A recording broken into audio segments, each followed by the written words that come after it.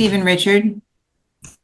I'm gonna fix the muting issue. It keeps going. It keeps muting people, I think, constantly. So, oh, there's Richard.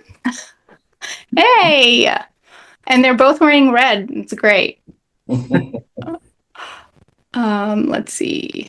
So we're still waiting for about 10 to 12 other people to join. But in the meantime, I thought, why don't we, this is a virtual campfire, if you will, and maybe we can start with a really fun camping story, something that really, that you'd love to share. Would you be open to doing that? Sure. Okay. Who wants to go first?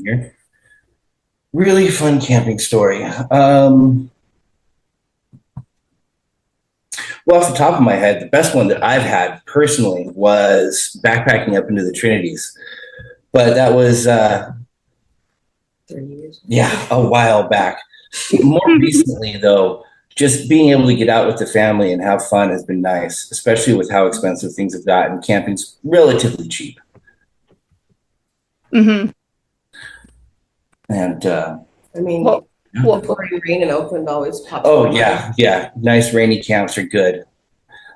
Stuck in a tent in the rain, board games. I much prefer being in an RV, though. Yes, my tent days are long gone. We just upgraded to a tent trailer. We went halfway. And then experienced a torrential downpour our first time taking it out. Yeah, that was a good time.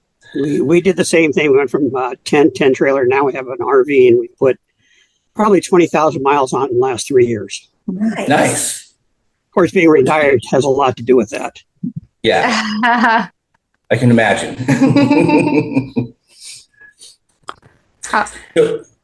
It's always good to be able to get the trailer out and use it too, instead of just sit there with it and watch it get wet all the time. Well, I have a story. When we were kids, my dad bought a camper, over a cab camper, and it was one of the first on the road.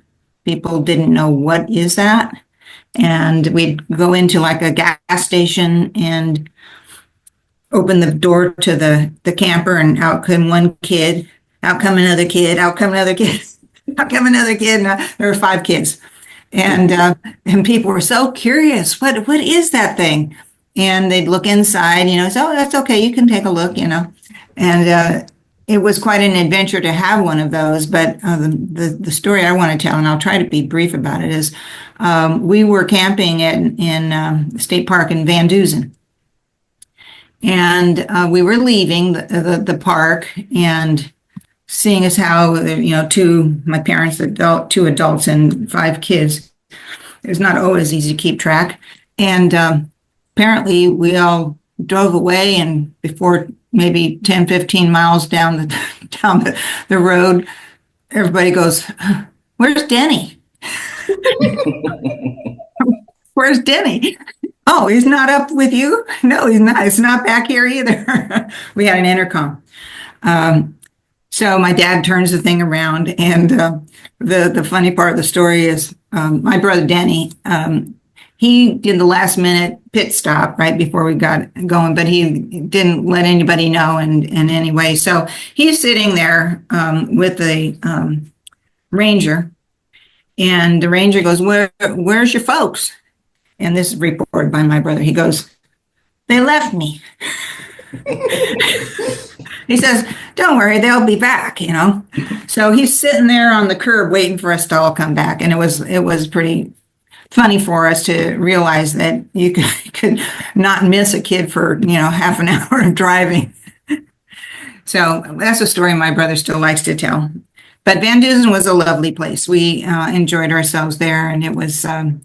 I probably have a few different stories from that campground where, kids rolled off or fell off the redwood tree that goes across the river or partway into the river. This is a few years ago, so I'm sure that tree is not there anymore. But it was a beautiful place, and that's one of the reasons I really started to fall in love with Humboldt and that whole area. The trees are so fantastic. That's all I have, Stevie. It's like a RV instead of Home Alone, but RV Alone situation. Where's Kevin? I just emailed everybody the link in case maybe they're having a hard time finding it or something. Was it difficult finding the link, Steve and Richard, or was it pretty No, it was easy. easy? Okay. All right. If Good. you've done Zoom before, yes, it's very easy. Okay. Awesome. And then anyone else have a fun story? Just same United States. We did 5 weeks on Route 66 last year with our travel trip Wow. from basically California to Joplin, Missouri, dodging tornadoes and flooding and stuff like that. It was fun. That's a different We usually do kind of fun. we usually do one long trip or two a year of 4 or 5 weeks. So last year was Route 66. The year before was Grand Canyon, Monument Valley, that whole area. And this year we're going to two of them, one back to Wisconsin, we're in Oregon, and one to the Grand Canyon, Flagstaff, Sedona, and up to Albuquerque. Mm. Sounds So- fun. Assuming there's gas available. And not quite as expensive as it was a couple years ago. Yeah. Oh, Steve, you're mute. If you're muted, if you're trying to, it won't let me unmute you. Still muted. Can you hear you? Can't hear you, Steve. Yeah. Can't hear you, Steve. Can't hear. There you go. Oh, yay. Oh, I'll just tell a story about Giant Redwoods. How about that? Good. All right. We came there with a group of about 8 of us, and that group has members of my band from 1976, Wow. and we always put up a big screen and start singing whatever we can get up on the screen. And if there's anybody walking through the campground, they usually join in.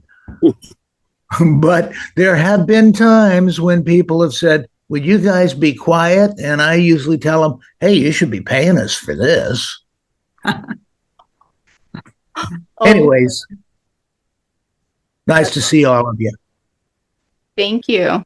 I will admit that the Redwoods was one of the nicest short trips we made, and we spent 3 days there and did the whole Redwoods, but the campground there was just great. We'll be back. That's nice to hear. What did you like about it? Convenience. Other than the day that we were there, the power went out. There was a big thunderstorm somewhere and took out the power, but the restaurant that you directed us to wasn't too bad either. But it's friendly, nice, quiet, easy to get in and out of. Mhm. Nice. That's awesome. I have a question. Sure. Mine has to do with the changes that are happening with the Eel River, which is always a draw up at Giant Redwoods and Richardson's Grove and Standish as well. I understand that it's going to be improved, but I don't know the detail of it. Well, when you find out, let me know. I don't know. I mean, I remember talking to the park manager about it, and we had understood that there would be a dam opening up upstream. But I think that may not be the case. Kathleen, were you going to say something? It was just mentioned locally in our news on Lost Coast or something. I can't remember, but they're still talking about removing the dam that PG&E has up the river. It's still in talks. Pillsbury. Looks like it's going forward. Well, that sounds like it could be a good thing or not a good thing. I'm not sure. Could be a good thing to get things back to natural. Might make it difficult to keep the floods out. We do get flooded there in the winter every, I don't know, 5-6 years. So that can be quite the problem. But I think it could be a very good thing. I mean, I know that, the Columbia River dam that was taken away or opened, I guess, they're already seeing more salmon. We do have, interestingly, I'll just call him a fish counter, who they do their instrumentation is sonar, and then they have another way of measuring the counts of the fish. And they use our Site A in the Giant Redwoods RV Park to put their equipment in. And they do that from around October, November through February, March, depends on what's happening. So the counts have been up, which is a good thing.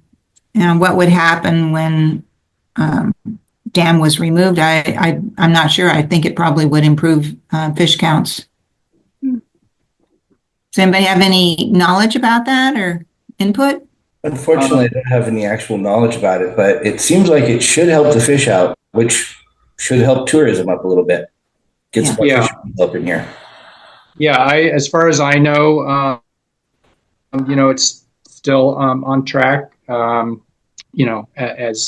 As was mentioned already, and in fact, just the other night, I ran into Mike Wilson, who's the second district supervisor in a little hole-in-the-wall Mexican place in Williams, of all places. And he was actually on his way back from Sacramento, back to Arcata. And he had been in Sacramento talking about the dam removal. So, it's going forward. And, if nothing else, it's going to open up a bunch of additional spawning habitat. So there will be more, whatever downstream conditions turn out to be, there will be more available spawning habitat for the fish. Wow. And so Ken, maybe this is a great segue to have you, did you want to share your screen? I can do that. You mean like start the presentation? Yeah, I was going to say, why don't we go ahead and start? And if you don't mind introducing yourself. Yeah, sure. So you can all see me, right? Yeah. Yeah, okay. Ken, before you start, could it be possible for everybody to introduce who they are and where they're from? Oh, yeah. Yeah, I would appreciate that too. So since I'm already talking, I guess I'll keep talking. Ken Burton. I live in McKinleyville. I've been a Humboldt resident for 20 years, and I don't want to get too far ahead of myself, but I sort of easing out of a career in wildlife biology, focused mostly on birds. And Humboldt's a pretty incredible place if that's what you're interested in.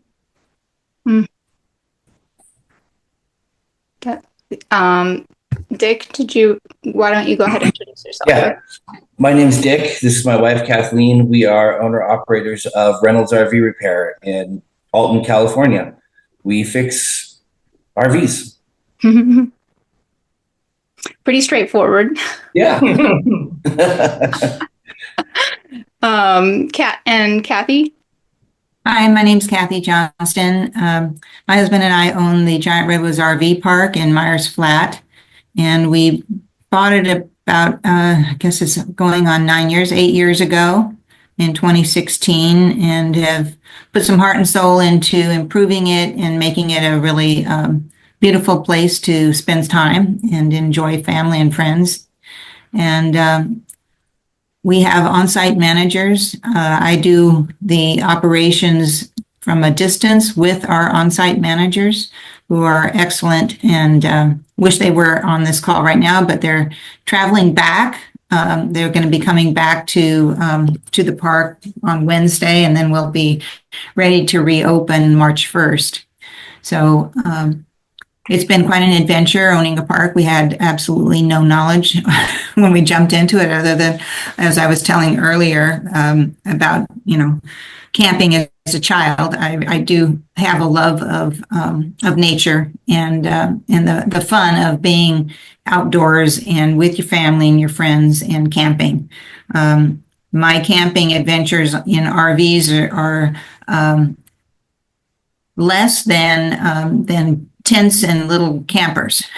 But I have an appreciation for RVs and the people who are able to use those, run them, enjoy them, and keep them in top shape.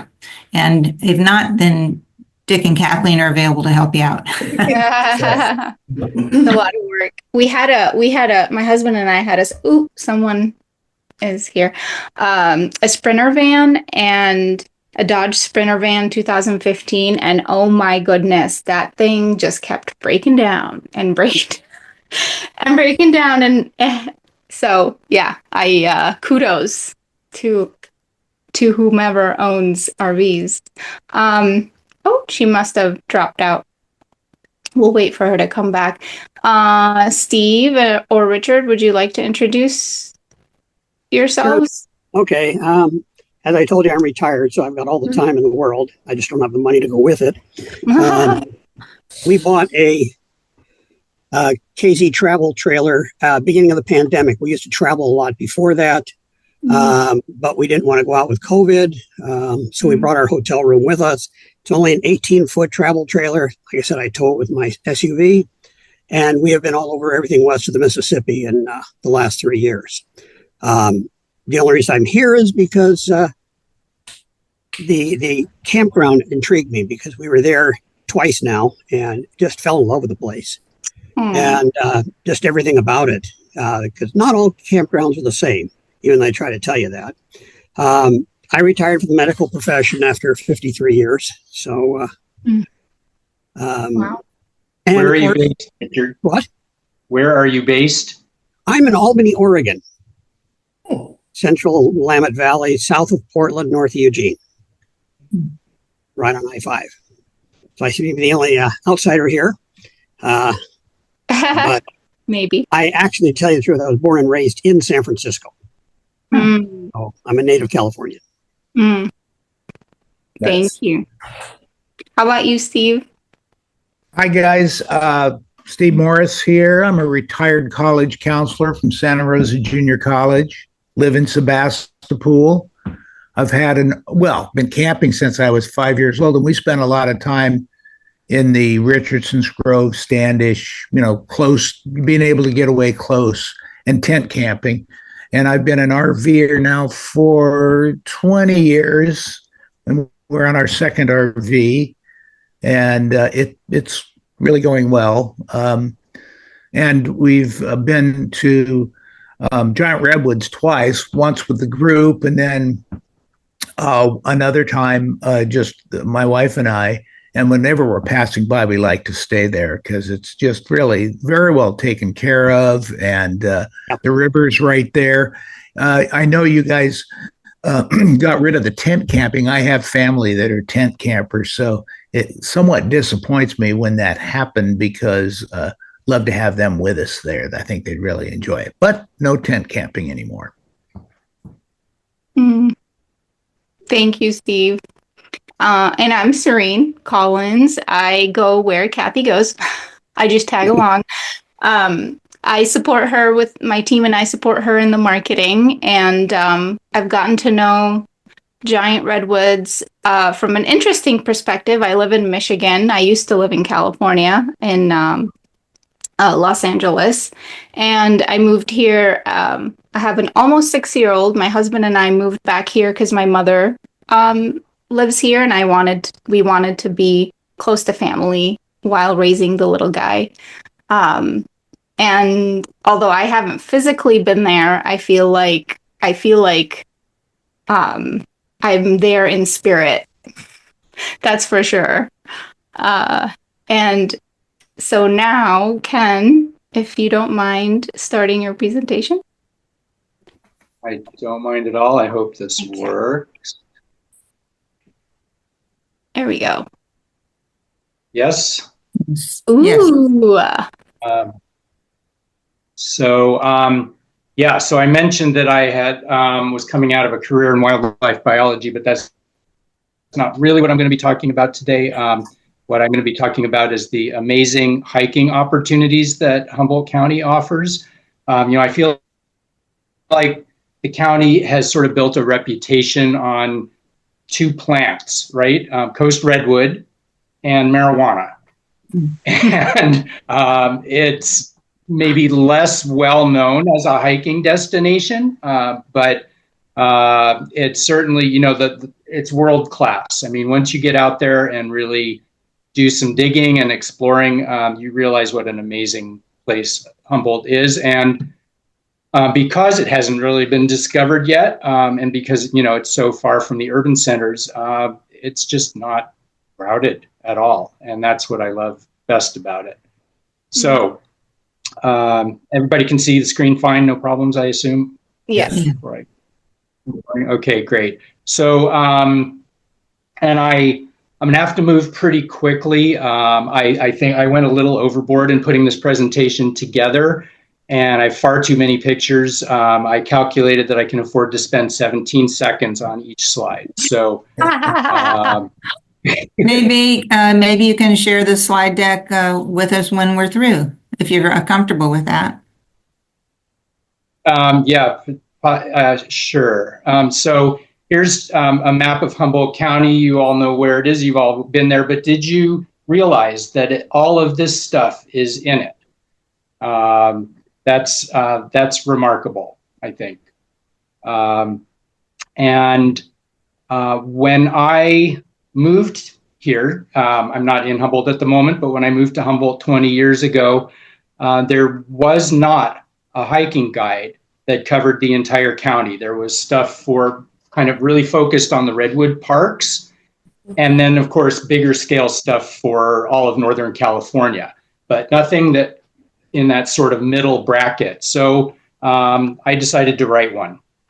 Nice. And that was really good impetus for me to get outside my little comfort zone and explore the whole county. And this is the result of that effort. This is now in its second edition. And so if I may toot my horn a little bit, it has sort of become the reference guide for the longer trails in Humboldt County. And there are 532 miles of trails in this edition of the book. And of course, there's many more that are not in the book. So there's a lot of opportunity out there. And the rest of this presentation is kind of going to be a whirlwind tour. I wasn't very selective. So as I said, I'm going to have to move rather quickly, but I'm just going to give you a whirlwind tour of the structure of the book and the hikes that I've presented. So the county is divided into these six regions. Kind of made sense to me to break it up that way. And so the Southern Redwoods region, E, of course, is where Giant Redwoods Park is. Mm-hmm. And so we'll just start, we'll kind of go through those in order. The Northern Redwoods region, we're really talking about the Redwood National and State Parks. And that is an absolute gem of a partnership between state and federal park agencies. It's an unusual arrangement. It seems to be working pretty well. It's now 31 years old. And it's actually been used as a model by in other parts of the world for partnering between different governments. But it's through this arrangement, 3 state parks and a national park are co-managed as a single, really a single entity. And in my mind, at least in the Humboldt County portion of that conglomeration, Prairie Creek Redwoods State Park is the gem. It's 100 years old now. And so it preserves a lot of forest that, it was saved before wholesale clear cutting began in Humboldt County. The rhododendron trail runs up the entire east side of the park and actually has some trees that you can walk right through. The trail goes right through these trees. And in other places on the trail, you're along the side of the slope looking down. You're sort of midway up the trees looking down at their bases, which I think is when I love those opportunities because you almost feel as if you're climbing up into the trees. On the other side of the Drury Parkway, the next ridge over is traversed by the West Ridge Trail. Just absolutely glorious piece of old growth redwood forest. And you're just walking right along the ridge line, looking down on both sides. Really a magical place. The James Irvine Trail runs from the Visitor Center all the way to Fern Canyon and is probably potentially, definitely one of the most heavily used trails in that park. And you cross from the Redwood Creek watershed all the way over to the Home Creek watershed on the ocean side of the park. And you don't even notice it. It's such a low divide that you really don't even know when you've crossed from one side of it to the other. But some spectacular trees on that trail. And then, of course, no discussion of Prairie Creek Redwoods Park would be complete without mentioning Fern Canyon. It is quite a special place. I assume that many of you have been there. And of course, some of Jurassic Park was filmed there because it's got that prehistoric feel to it. That's cool. Summer and winter are very different from each other. You have to be a bit adventurous to tackle it in the winter. And in the summer, don't go there if you want solitude.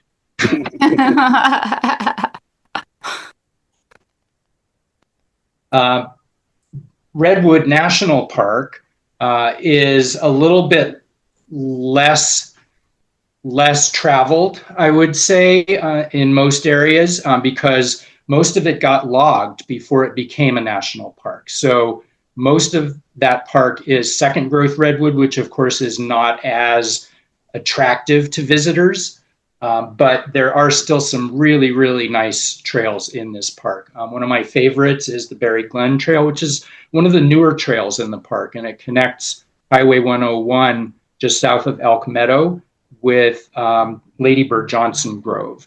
So it's got some grade to it. You got to do some climbing if you're going to do this trail. The Skunk Cabbage Trail is part of the California Coastal Trail. It's on the other side of Highway 101. Not many redwoods on this trail at all. It goes through mostly spruce forest and then out to an absolutely deserted beach. Great place for a picnic, and then if you want, you just turn around and head back again. And this is, of course, its namesake plant, the skunk cabbage, which should be just coming into flower right now. East of Orick, there are miles and miles and miles of trails through second growth redwood and alder forest. And these trails are part of an equestrian trail network, so much more popular among horse riders than hikers. But either way, you're unlikely to see anybody else out there. You can walk all day and you will be the only person out there. And so some of it feels really quite wild. The Lost Man Creek Trail, this is a tributary of Prairie Creek, which itself is a tributary of Redwood Creek. And the trail itself is one of the few trails in the park that's open to mountain bikes.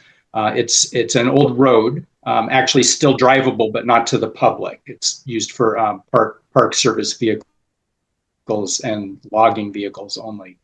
But the top end, it's about 10 miles long, and the top end is at about 1,500 feet elevation, and then the bottom is close to sea level. And just huge, difference from one end to the other. It can be, you know, cool and moist at the bottom, hot and dry at the top. Or it could be snow at the top, depending on the time of year. But Lost Man Creek itself is just a beautiful little tributary stream. Redwood Creek, on the other hand, is really, I think, should have been called a river. It's pretty big. And this is where the Redwood Creek Trail crosses it just below the Tall Trees Grove. And then from here, it runs about 6 miles down to the mouth of near the mouth of Prairie Creek. So they're having some bridge issues on this trail. I don't think it's currently open all the way through, but when it is, it makes a great through hike. So doing it with a car shuttle is recommended. You can also camp, just free camp on these gravel bars, not close to the trail, but it's really the only place in Redwood National Park proper where you can camp is on these gravel bars. Of course, not all of Redwood National Park is forest. It's you get up into the Bald Hills, and then you're in oak, prairie, and savanna habitat. And there's a lot of history here too. This area was used for sheep ranching for many years. And so here and there are these remnants of that era, the old sheep sheds and barns maintained by the Park Service. And the prairies themselves are maintained as prairies by the Park Service through prescribed burning.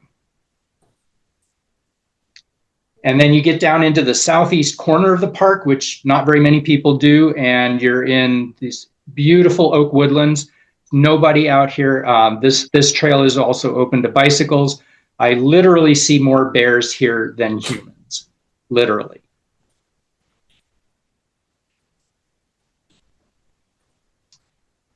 All right, moving south along the coast to the Trinidad area. Trinidad, you're probably familiar with the town. It's actually California's second smallest city, and it's got a long and storied history of whaling and other whaling fishing, but it's really kind of the hub of Humboldt's tourism industry at this point.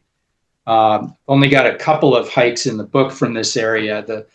Picking up the coastal trail again, it runs past the Humboldt Lagoons, which are mostly part of a California state park. This is Big Lagoon, looking across from Big Lagoon Spit across to the county park, and then the far shore is where Highway 101 is. And then, of course, you can see the results of commercial timber harvesting on the slope in the background. That's all private land. Green Diamond Resource Company owns all of that, so it's part of the Big Lagoon Tree Farm. And then closer to the town of Trinidad itself, this is Trinidad State Beach, and Elk Head is one of the highlights of that park. These rocks out in the ocean on the left side are covered with nesting seabirds at the right time of year. And then the rocks closer in, just below the railing, are often used by harbor seals as haul-out sites. So the area between McKinleyville and Fortuna is what I, in the book, call the urban corridor. Well, of course, anyone, if you know Humboldt, you know that urban is a very relative term. But this is where the bulk of the county's population lives, of course. And it, considering that, how developed it is, at least by local standards, it's really got a remarkable variety of hiking opportunities. Moving from north to south, McKinleyville offers the Hammond Trail. It's a multi-use trail run by the McKinleyville Community Services District, and just some really nice spruce forest and then residential neighborhoods with views of the Mad River estuary and the ocean. That last picture was going through Hiller Park right here. And then on the other side of the estuary, Mad River Spit can be walked. You can walk up one side along the river to the tip and then back, which is right below the Vista Point off Highway 101, and then back around on the ocean side. Two completely different experiences, only a couple of 100 yards apart.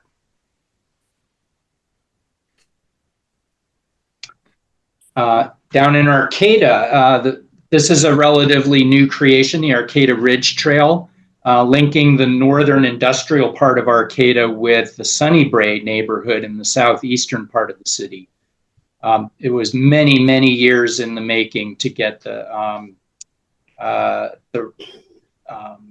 easements and crossing Fickle Hill Road, but it's a reality now, and it's a great experience. So this is all second growth redwood forest, of course, going through the Arcata Community Forest. But it's a really some of it feels kind of like old growth. It's hasn't been logged in close to 100 years, and so it's starting to get that feel again.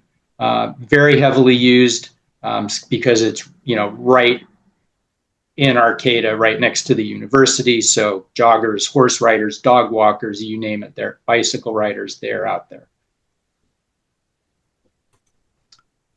And everybody, I think, is familiar with the Arcata Marsh. It is world famous. It does triple duty as Arcata's wastewater treatment facility, a very, very heavily used recreational area, and fantastic wildlife habitat. And it actually has the longest bird species list of any coastal site between the San Francisco Bay Area and Washington State. It is just a remarkable place. So if you like wildlife, birds, river otters, you got to check this place out. And it's got about 5 or 6 miles of trails there too. On the spit near the north spit of Humboldt Bay, you get this dune ecosystem, which is if you feel like walking on the moon, this is maybe an accessible alternative. The Malel Dunes, just miles and miles of sand. And a little bit farther south is the Samoa Dunes and Wetlands. This is just across from the Samoa Cookhouse, if you know where that is. And only open to the public within the last few years. Friends of Dunes acquired it from the Arkley family and has just now recently turned it back over to the Wiyot tribe. But quite a few miles of pretty undeveloped trail in this area, and some surprisingly large Douglas fir and spruce forest growing basically on old sand dunes. Another relatively new accomplishment is the Eureka Waterfront Trail. Little bits and pieces of it existed for many years, but you can walk continuously about 7 miles from just east of the Highway 101 bridge over Eureka Slough all the way to the Humboldt Hill exit on Highway 101. And there's some very interesting bench architecture on this trail. Also, again, very heavily used and probably one of the most urban feeling trails in the county, but again, remarkably diverse. And this graffitied railroad bridge in the background is about to be opened, probably in May, as part of the new northern extension of the Humboldt Bay Trail, which is going to connect Eureka to Arcata. And that is really exciting. So if people want to walk or bike ride between Arcata and Eureka, you won't have to go on Highway 101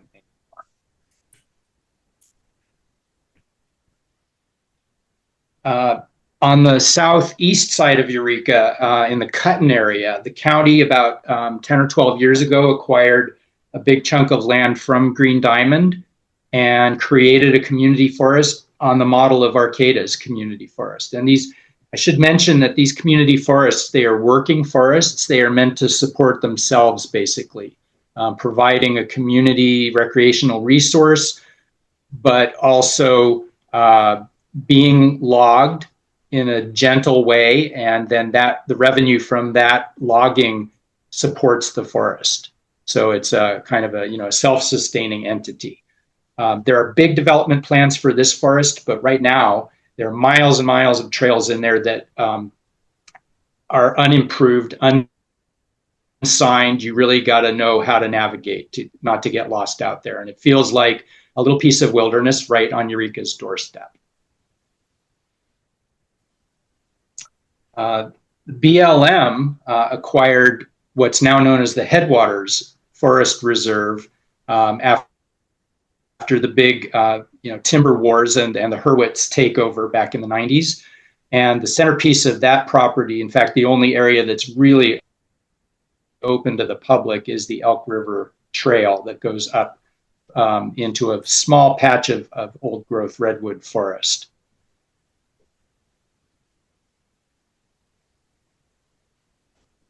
Continuing south, the Eel River, of course, is the river that runs right past Giant Redwoods. And here we are at the mouth of that river, which is just west of Lolita. And you can get out here by four-wheel drive vehicle or on foot from Table Bluff. And that makes a pretty nice hike, and very, very few people get out this far. And just slightly inland from there is a preserve, relatively new preserve, acquired by a private organization, the Wildlands Conservancy, that owns properties all over California. And this is former farmland, ranch land, and it's still used for cattle grazing and also for waterfowl hunting. And I keep saying this relatively new, recently acquired, blah, blah, blah. And I hope that conveys that there's a lot of activity going on in terms of acquiring private lands and turning them into public lands in Humboldt. That's a big trend right now. And so every year there's just more new public access opportunities. And I think that's really, really exciting. Russ Park on the hills just outside Ferndale. It is a Ferndale City Park. This is Zipporah's Pond and several miles of very steep trails through some very nice conifer forest in this park, with some really spectacular views out over Ferndale and the Eel River Valley as well. And Fortuna, Fortuna is a little bit lacking, I think, in public access and trails, but there is a trail along the Eel River by the conference center, and some very, very nice views. And then you can get from there down into the land off the gravel yards just west of Alton. And poke around in the cottonwood forests down there. Dick and Kathleen are nodding their heads. Yep, know that spot. Yeah. There's a few little trails in Fortuna, but not a lot. Hey, Ken. Not a lot, no. Ken, I'm sorry to interrupt. I just want to check in. I'm guessing you're almost done, right? Are you? Or are Not you really, but I can just. Okay. Midway through the county. I mean, I want to see them all. However, I also want to make sure that Dick gets to. Yeah, well, we can always return to this if people want to stick around. Yeah, absolutely. Yeah, why don't we do that? That's a great idea.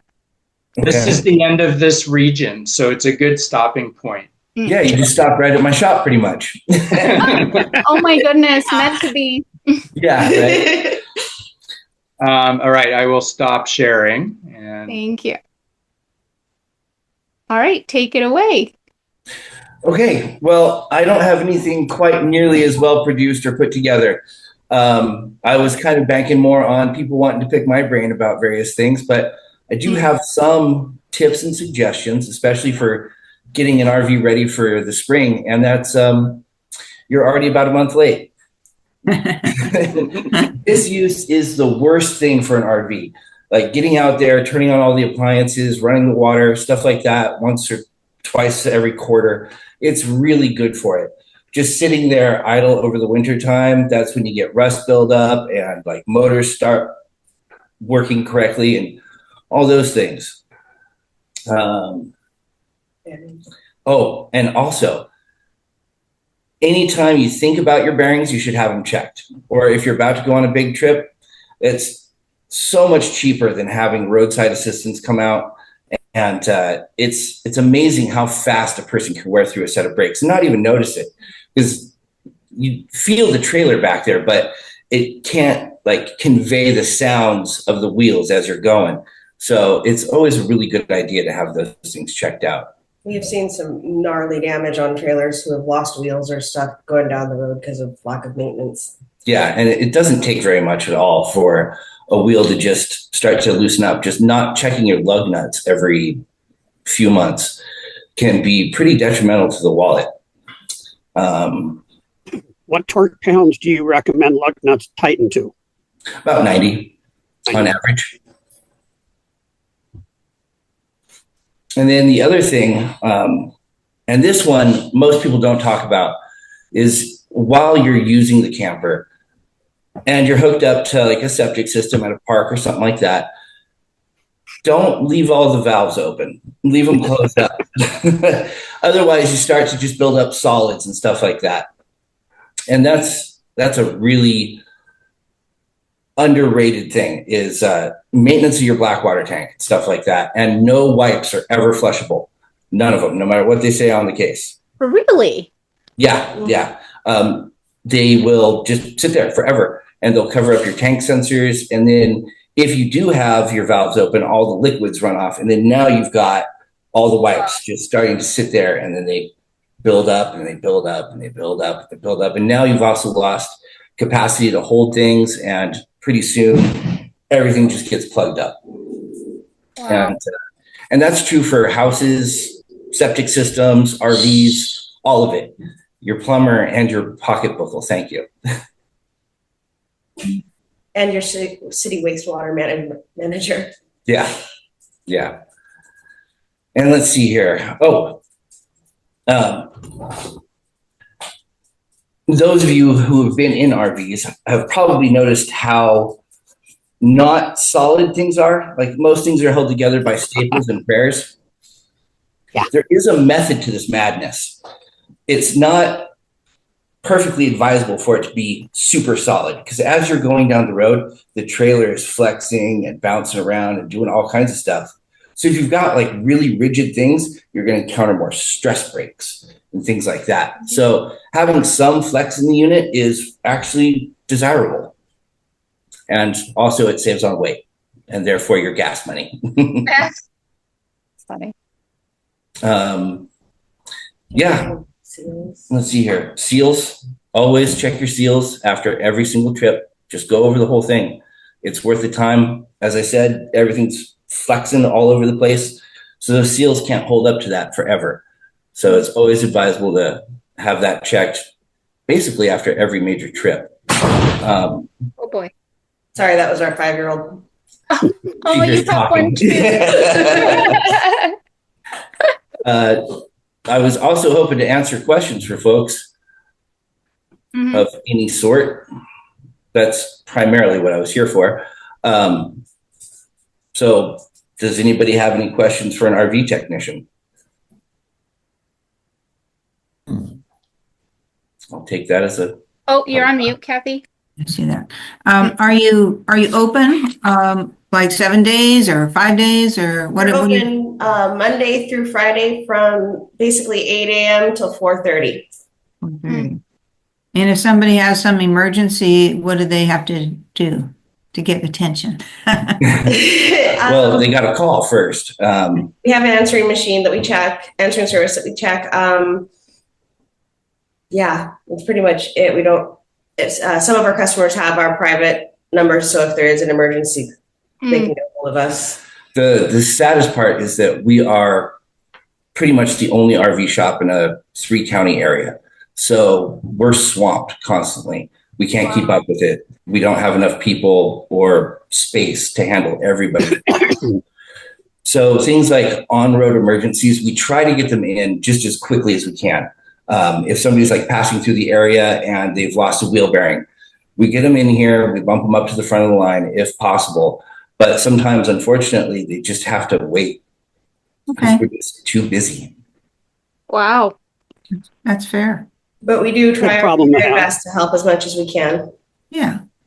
Okay. I don't know if Kimberly and Michael know what your hours are, but I'll convey that. It's probably on Google if I look you up. Yeah, it should be. It's good to know. We're definitely on Facebook. I don't know about. Mhm. Oh yeah, Google. We a have Google all the page. information Yeah. on Google, yeah. You do? Yeah. Yeah. Um, Dick, Yes. what do you recommend for lubrication of sliders and particularly the material for that? It depends on the slide type. If you've got the old school rack and pinion with the arms underneath that bring the slide out, you can use just about any grease in there and just clean out those teeth from time to time and pack it up and keep it going.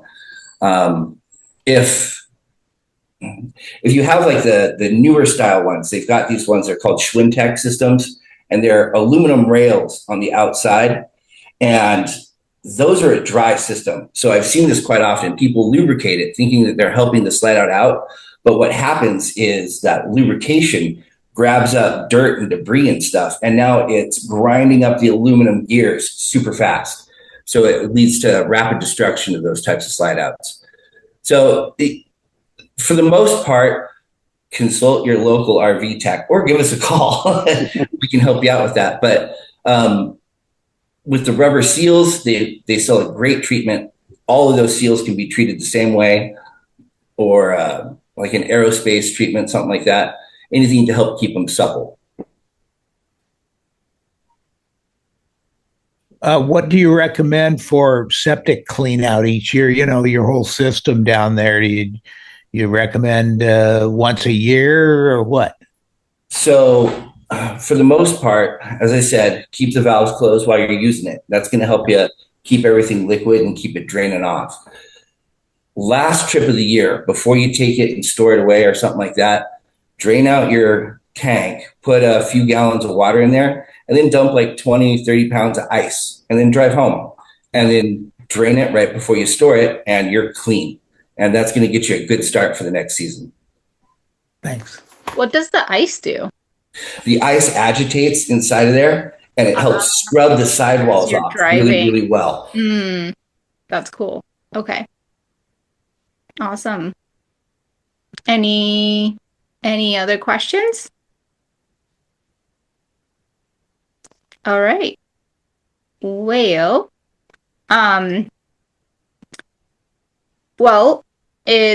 we still have about 18 more minutes to go, so we can either come back to you, Ken, and we're a small group right now, so I'll kind of take a little vote of what would you guys like to do next.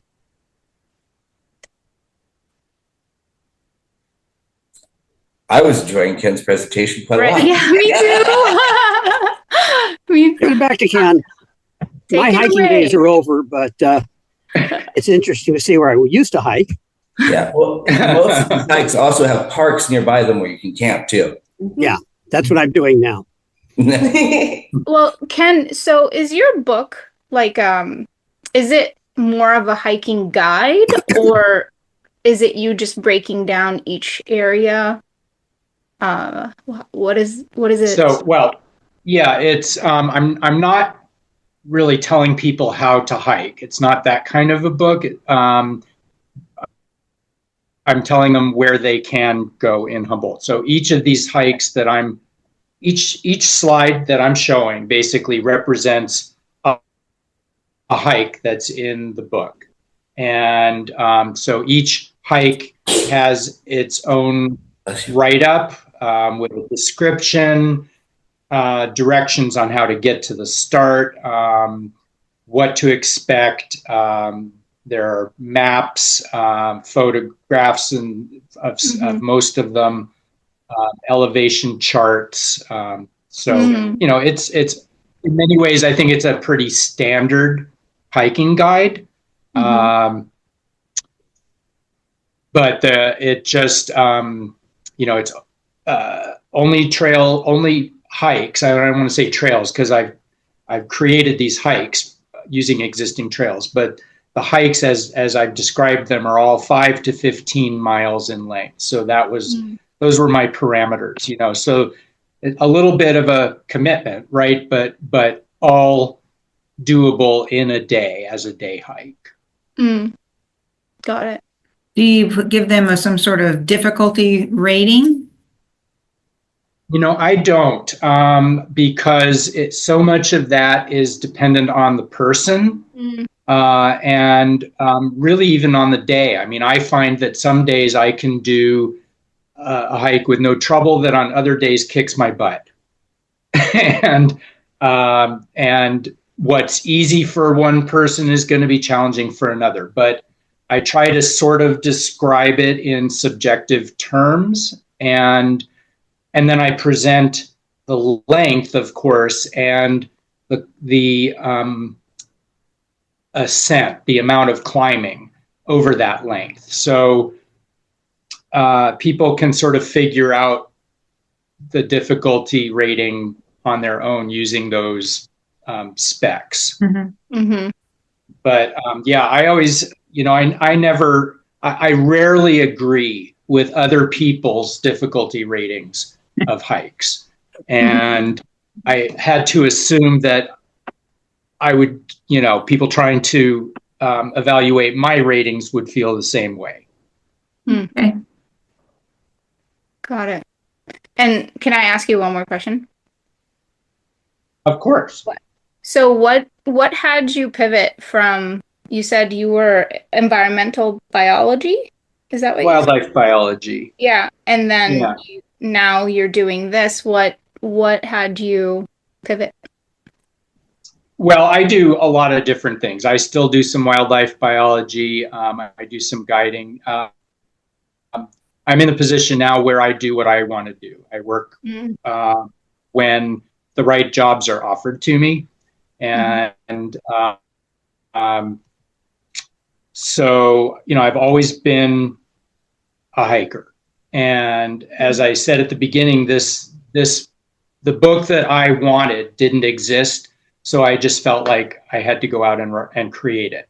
And I already had a book under my belt about birds. So the book writing thing wasn't completely alien to me.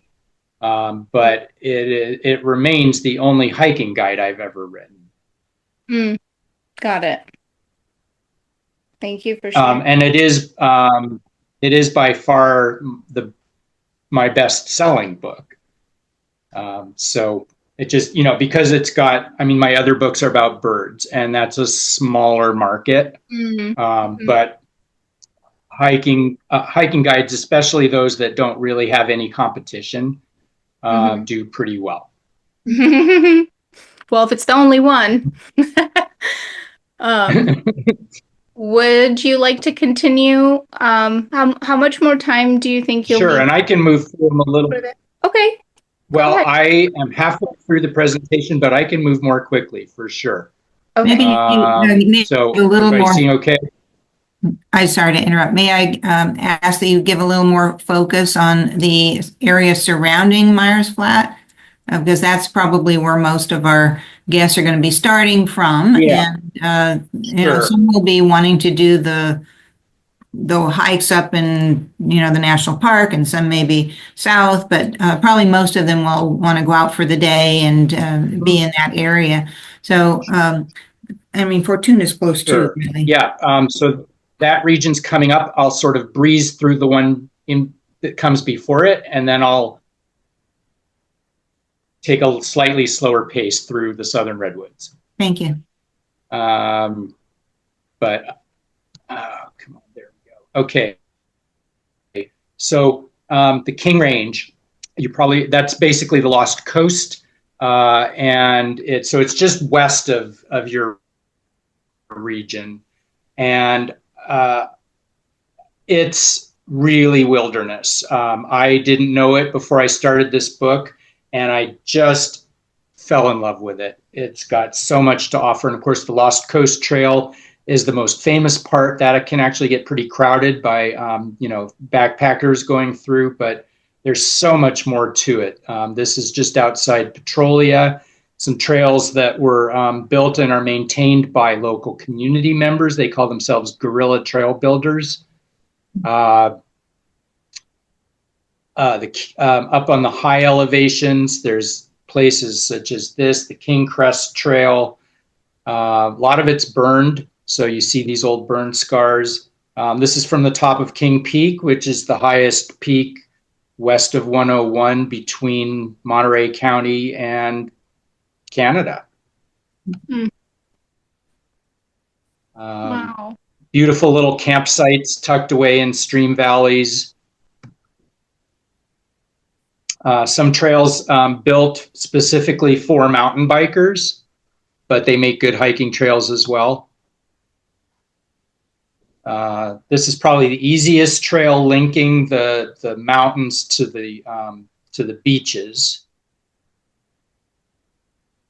And then a little bit of the Lost Coast, actually away from the coast, up in the higher elevations south of Shelter Cove Road. And this connects all the way through into the Sinkyone Wilderness in Mendocino County. Mm. Okay, so here's your region, of course, the Southern Redwoods. And if you're coming up 101 from the south, of course, the gateway to Humboldt County is Richardson Grove, which is a nice little state park. The west side, west of 101, is much moister and cooler, more forested. You get across the Eel River, and it can be very, very hot and dry over there. But of course, the showcase of this region is Humboldt Redwoods State Park, right outside Myers Flat, to the north, south, and east, actually. And it is the third largest park in the California State Park system. And South Fork Eel River pretty much parallels Highway 101, or maybe it's the other way around. Mm-hmm. And you take the river and the highway and the Avenue of the Giants, and it's kind of like a braid. They're crisscrossing one another constantly and running north-south, right through this spectacular park. This is near Williams Grove, day use area. You can also walk all the way up to the top of Grasshopper Peak. This is not for the faint of heart. This is like you're committing yourself to at least a 15-mile hike to get to the top of this peak. And it's over 3,000 feet climbing. Is it 15 miles? The view, I think, makes it worth no, round trip. Okay. Round trip. I personally, I think the view makes the trip, almost worthwhile. It's a tough climb. There's this trail that parallels the river, although mostly out of sight of it, on the left side of the river, so the west bank, the river trail, and it runs through an area that burned in 2005, the Canoe Fire. And not very many people go out here, but it's a nice opportunity to see the forest recovering from that fire. Yes, old growth redwood forests do occasionally burn. That's part of their ecology. And the area around the lower part of Bull Creek, which of course is the Mattole Road Valley. This is part of the Rockefeller Forest, which is the largest intact old growth coast redwood forest on the planet. It's pretty. Makes you feel very, very small. Mm-hmm. Mm-hmm. So that creek, Bull Creek, is down at the bottom of this valley, and we're looking across the valley towards Grasshopper Peak here. But there are quite a few trails that climb up out of the valley and offer some a beautiful variety of forest and prairie, spectacular views. there's a lot of history out here too. Old trail camps, logging camps, ranching, mining. There's a lot of evidence of past uses of this park. And a lot of this parkland was acquired after the Great Flood of 1964 because there was all the uncontrolled logging before that flood caused just tremendous erosion and logging debris to be washed into the rivers, and that caused a huge amount of damage. So the state acquired a lot of that land as it was, the ranchers had been wiped out and they were happy to give up their land at that point. But the purpose was to restore the forest and help prevent that kind of catastrophic erosion and flooding. But remnants of those previous, the days gone by are still out there.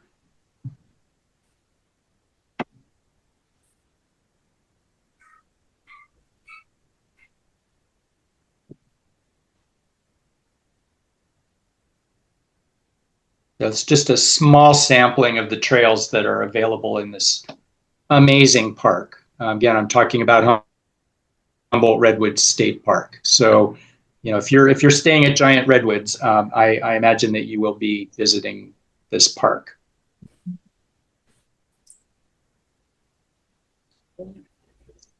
And then finally, the whole east side of the county, at least north of Highway 36, has the Six Rivers National Forest with a lot of really interesting hiking opportunities. There's you got to be pretty self-sufficient out here. The Forest Service doesn't have a big budget for trail maintenance, so signage is sparse. Trails are not very well maintained, but you can get yourself out there. It feels like being in the Sierra Nevada in many cases. Their rock formation. This is an area up along Route 1 that was actually proposed as wilderness at one time. It did not get that designation, but it is wilderness, even if it isn't designated as wilderness.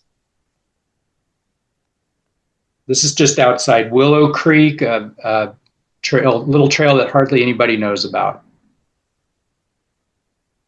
There have been some pretty significant fires in this area over the years, but that provides an interesting opportunity to see how the land comes back, from this to this in just 5 years or so.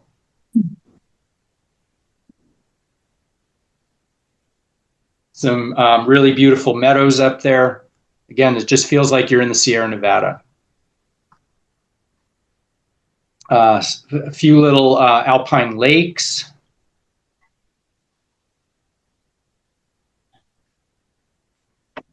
This is looking down into the Klamath River Valley near above Orleans. This is an old mining road.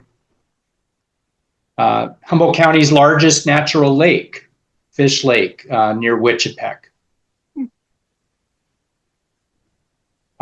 And all of that was Six Rivers National Forest, but the BLM also has some property out there, this Lax Creek Management Area, tributary of Redwood Creek, actually, which kind of brings us back full circle again towards the northern Redwood parks. So I hope I've whetted your appetite a little bit to get out on the trail. Here's my opportunity to do a little shameless self-promotion. These are my books. They are all available in local bookstores and visitor centers. And I also have a guiding service. My website is norcalnature.com. These are the types of outings that I offer. And so if you're unsure about getting out on the trail on your own, I'm happy to take you out with me. That's awesome. Thank you so Great. much, Ken. Thank you. Quite interesting. It truly is being in a completely different world when you're immersed in that level of nature. It's amazing. I have a question for you, Ken. Of course. There were a lot of different trails, no question. But are there any considerations or concerns that we should make our guests aware of with respect to safety, with respect to the cannabis industry and maybe some of the things that go along with that? Are there any concerns So, that or something else? yeah. So, as outdoor activities go, I think hiking is among the safest things that you can do. I try to make this really clear in the book. People need to keep their risks in perspective. The most dangerous part of almost any hike is the drive to the trailhead. And once you're out of the car, you are safe, really. That's not to say that nothing can happen to you. And I think Humboldt County is, even as wild places go, Humboldt County is pretty safe. We have hardly any venomous snakes. The bears in Humboldt are quite timid. When people get into trouble when they're hiking, it's usually of their own doing. It's because they've been stupid and haven't thought things through or have overestimated their abilities. Like that's where people get into trouble. Like as an example, sure, or just taking on more than they're physically capable of.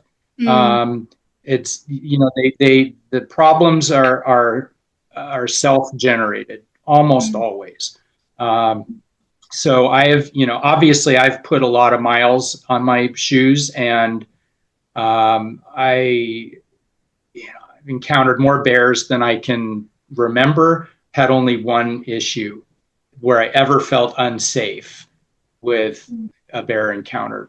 I've seen a total of one mountain lion in my life. It just does not happen very often. So, people worry about things that they should not worry about, is what I'm trying to say, because the risks are so small compared to the daily risks that we take on routinely without giving them a second thought. So you mentioned, Kathy, you specifically mentioned the cannabis industry. I think, there's obviously a reputation there, but if you are on public lands, then I'd say you have nothing to worry about there.